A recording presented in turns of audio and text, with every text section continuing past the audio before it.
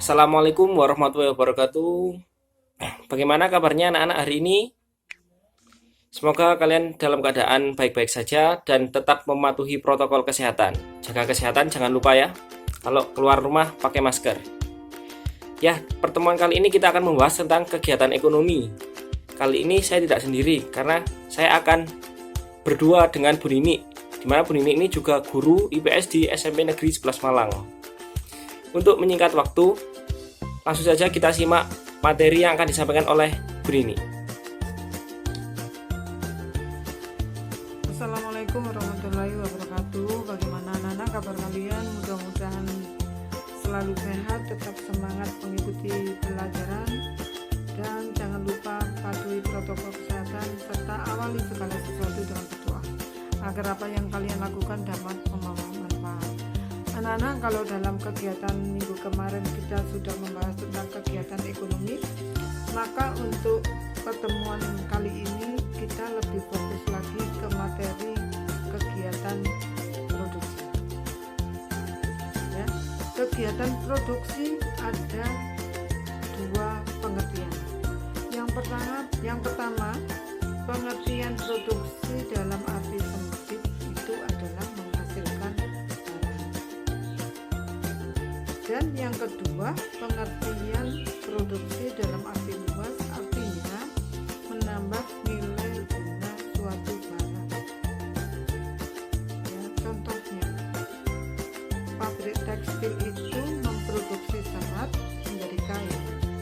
Dari kain nanti akan diproduksi kembali menjadi berbagai macam barang yang akan memenuhi kebutuhan kita.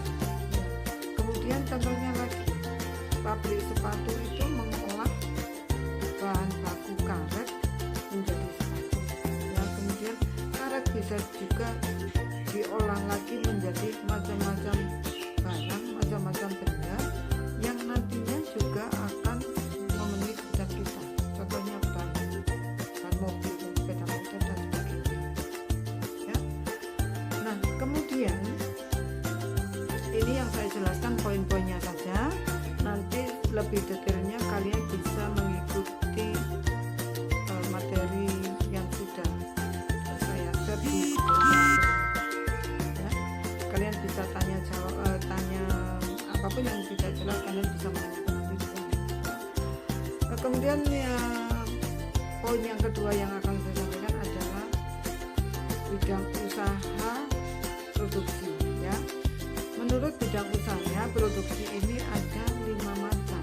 Yang pertama adalah usaha ekstraktif, yang kedua usaha agraris, yang ketiga usaha industri, yang keempat usaha perdagangan, dan yang kelima adalah perdagangan, usaha dalam bidang jasa. Kemudian yang harus kalian pahami, kalian harus ingat bahwa faktor macam-macam produksi ini tidak akan bisa terlaksana dengan baik kalau tidak ada yang disebut faktor-faktor produksi. Faktor-faktor produksi itu apa saja? Yang pertama adalah faktor produksi alam. Yang kedua, faktor produksi modal. Yang ketiga, faktor produksi tenaga kerja.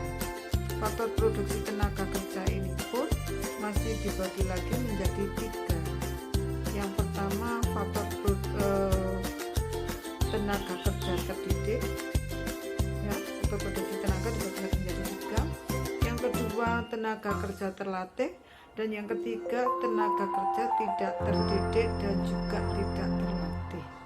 Dan yang keempat, walaupun ada faktor produksi alam, ada faktor produksi modal, dan ada tenaga kerja, ya, tapi kalau ketiganya ini tidak dimanage, tidak dikelola dengan baik, tidak akan bisa menghasilkan suatu kegiatan produksi.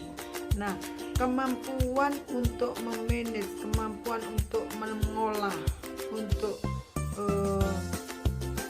mengolah tiga hal ini tadi, faktor produksi faktor produksi alam, modal dan tenaga kerja, itu yang disebut faktor produksi skill atau keahlian atau kewirausahaan ya. Kalau keempatnya sudah terpenuhi, maka kegiatan produksi itu akan berjalan dengan baik ya, akan memenuhi apa yang kita harapkan dan akhirnya hasilnya dapat memenuhi kebutuhan kita. Baik anak-anak, untuk faktor produksi Bu Nini terangkan sampai itu, kemudian nanti Pak Tadila akan meneruskan menjelaskan tentang faktor kegiatan distribusi. Sekian, assalamualaikum warahmatullahi wabarakatuh. Kegiatan distribusi. Barang hasil produksi tidak akan mempunyai nilai kalau tidak ada yang menyalurkan ke tangan konsumen. Oleh karena itu dibutuhkan seorang penyalur dari produsen ke konsumen. Orang yang menyalurkan barang dari produsen ke konsumen namanya distributor. Kegiatan ini dilakukan untuk meningkatkan nilai suatu barang yang selesai diproduksi oleh produsen.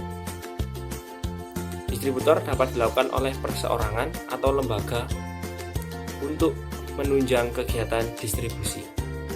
Tujuan distribusi antara lain menyalurkan barang agar hasil produksi lebih berguna, kebutuhan masyarakat terpenuhi, dan agar keberlangsungan produksi terjamin. Untuk mencapai tujuan distribusi, ada beberapa cara yang dilakukan oleh distributor. Di antaranya, distribusi langsung, yaitu tanpa melalui perantara. Contohnya yaitu seperti penjual masakan Padang menjual rendang kepada konsumen. Yang kedua yaitu distribusi langsung, yaitu distribusi semi langsung maksud saya, yaitu melalui perantara yang masih dalam bagian produsen atau istilahnya sales perusahaan. Contohnya itu pabrik kain menyalurkan kain melalui sales yang keliling di kampung-kampung. Dan yang ketiga yaitu distribusi tidak langsung, melalui perantara pedagang langsung. Ada agen, ada toko grosir, ada pedagang kecil. Kegiatan konsumsi. Kalian sebagai siswa, apa aja yang kalian konsumsi setiap hari? Pastinya pensil, ballpoint, dan buku adalah kebutuhan yang wajib kalian punya kalau kalian menjadi siswa. Dari simulasi seperti itu, ada yang tahu apa pengertian dari konsumsi? Ya, konsumsi adalah setiap kegiatan yang menghabiskan, menggunakan, atau mengurangi nilai suatu barang atau jasa, di mana kalian mendapatkan barang tersebut untuk memenuhi kebutuhan kalian. Contohnya, banyak kalian dapat menyebutkan sendiri yang kalian alami. Nanti silahkan ditulis ya di buku kalian.